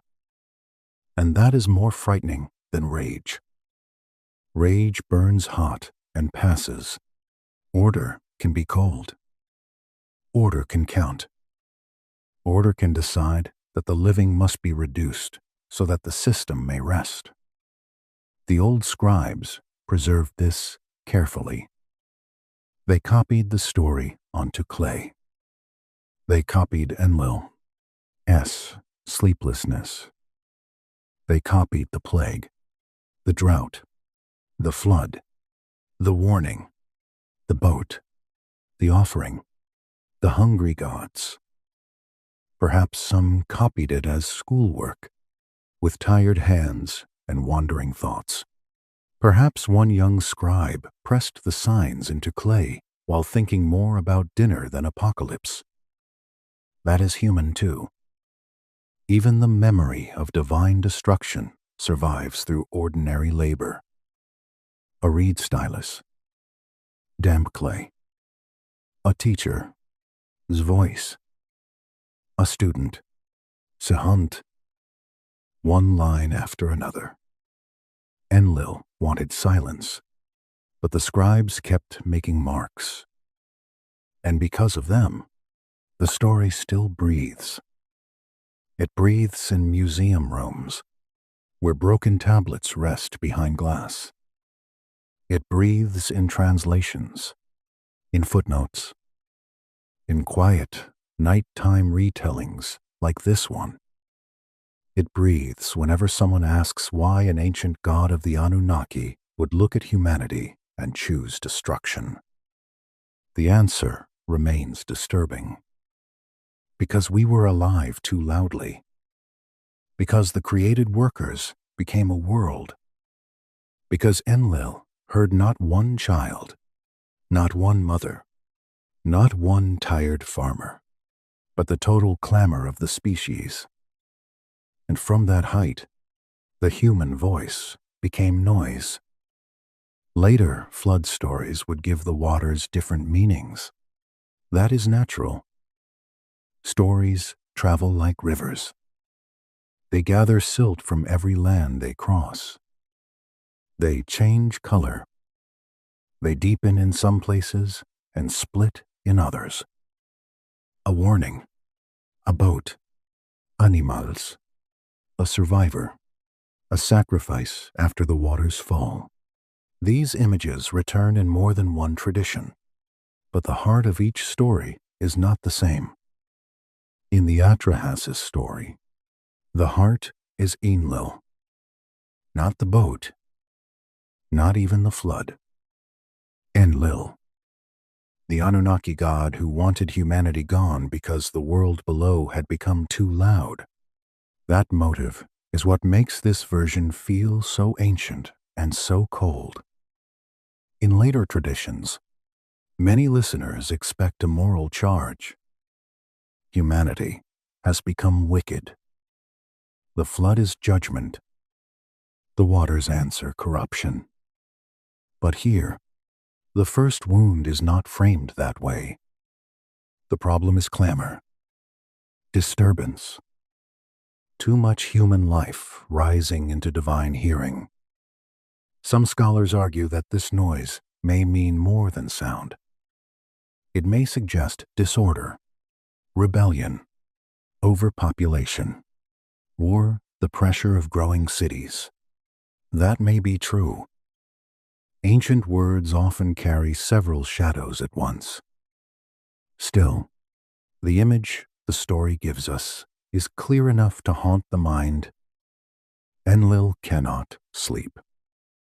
A god of wind lying awake because of human breath. Once you have that image, the rest of the story moves like a storm forming in the distance. First plague. The noise falls.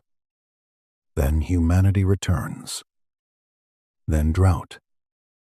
The noise falls again. Then humanity returns again.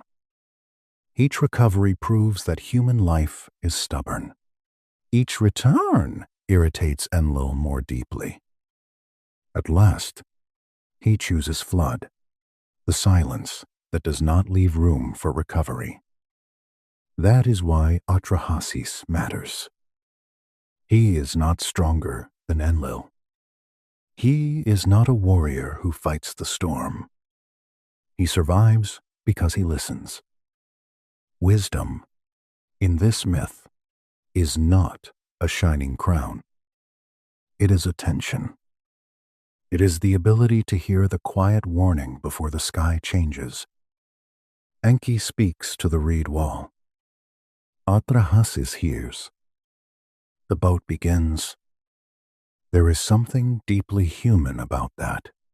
Most disasters do not begin at their loudest. Before thunder, there is pressure in the air. Before flood, there is a warning someone may or may not believe. Before collapse, there is a small sound in the structure. Wisdom notices what pride dismisses. Atrahasis builds while others laugh. Imagine the scene again, softly. The sky is clear. The city is alive. People carry jars, bargain, sweep thresholds, scold children, bake bread, and gossip about the man building a boat on dry ground. It must have looked absurd. Perhaps it was absurd until it became salvation. That is often how preparation looks. Absurd before the disaster. Obvious after it. The boat is sealed with bitumen. Provisions are gathered. Family enters. Animals are brought inside. Craftsmen come too, because a future needs more than lungs.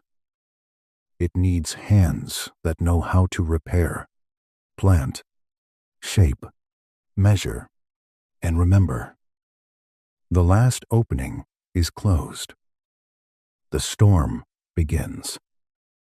Then added thunders. Day darkens. Rain falls in sheets.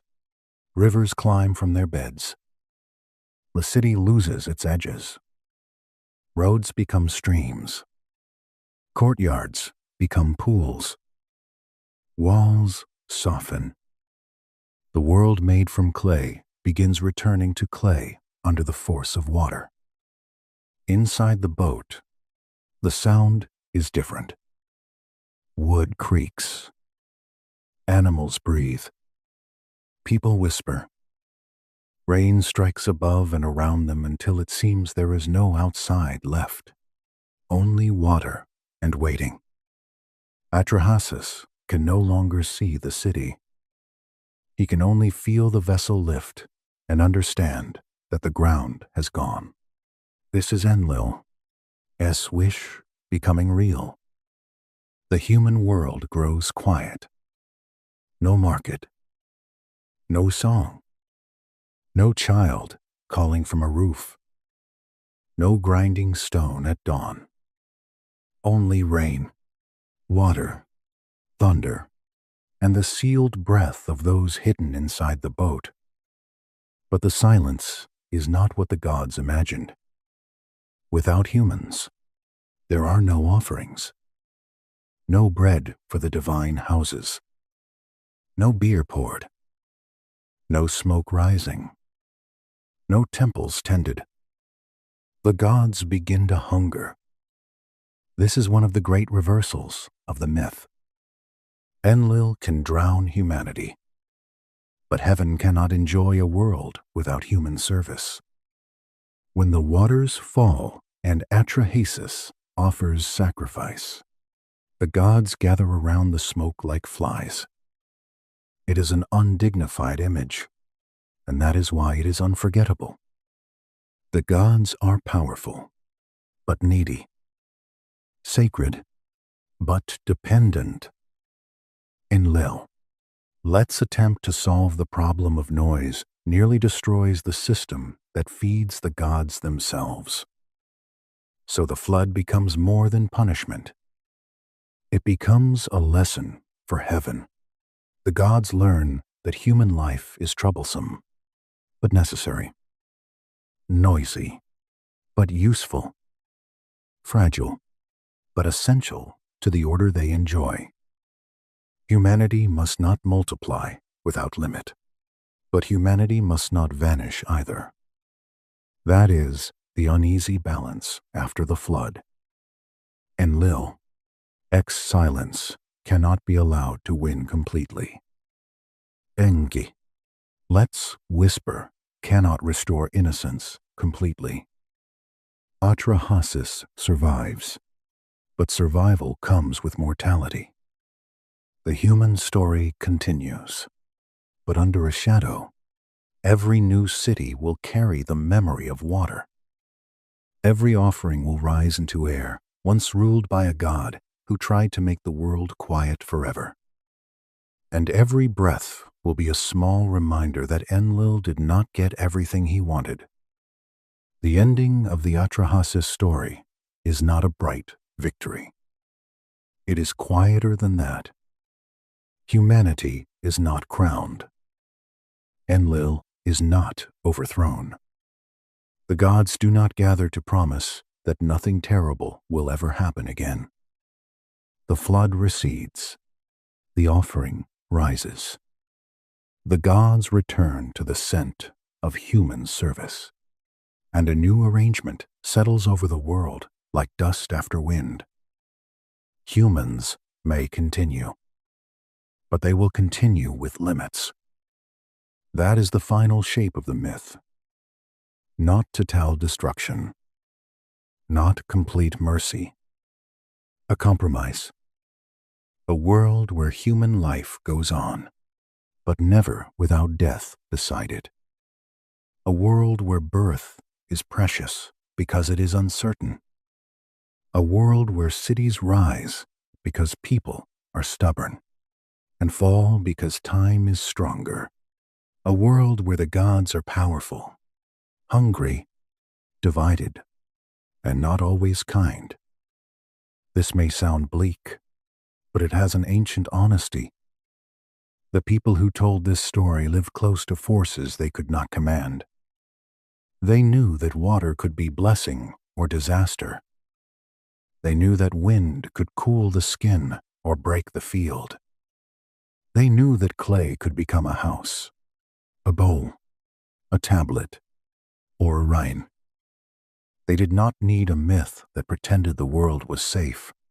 They needed one that explained why life was beautiful and dangerous at the same time. Enlil holds that contradiction. He is the Lord of wind and air. He is sacred authority. He is the god whose temple at Nippur joined heaven and earth. He is also the Anunnaki power who heard humanity and wanted it gone. He is not simple, and that is why the story lasts. If he were only a monster, we could leave him behind. But he is not only a monster. He is necessary, revered, feared, and catastrophic. He is what happens when sacred order has no tenderness for the individual breath. From far above, he hears the crowd, not the child. The species, not the mother. The city, not the tired worker closing his door at night. He hears the total sound, and the total sound becomes unbearable. That is the warning still hidden in the old myth. Great power often hears people as noise. A king may hear complaint as disorder. An empire may hear a village as inconvenience. A god may hear humanity as clamor. When power stops hearing the single voice inside the crowd, the flood begins in one form or another. But the story gives us more than fear. It gives us Enki, a whisper through reeds, a loophole, a wall that listens. It gives us Atrahasis, the wise one, who does not defeat the storm, but prepares for it. He hears the warning before others believe it. He builds when the sky is still clear. He saves family, animals, craftsmen, provision, and memory. He carries life through darkness in a sealed boat, then answers the empty sky with smoke.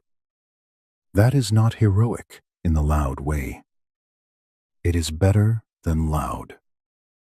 It is faithful. It is practical. It is human. The old tablets that preserve this story are also survivors. Clay pressed by scribes, broken by time, buried under ruins, lifted again into museum light.